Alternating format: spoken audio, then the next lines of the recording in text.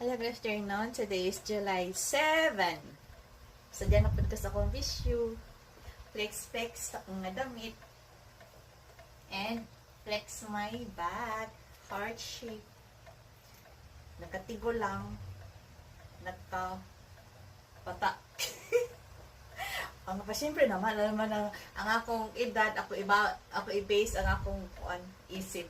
Di ba sabi nila ay mindset. Ay, mindset. Now, look at my t-shirts and my socks. Nabili ko to when I was 50 years old.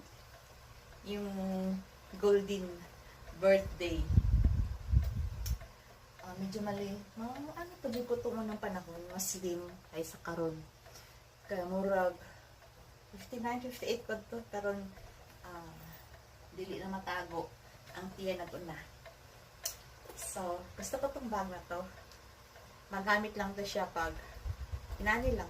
Maskin wallet, dili pwede masulod. Siguro ka na pang mulakaw ko na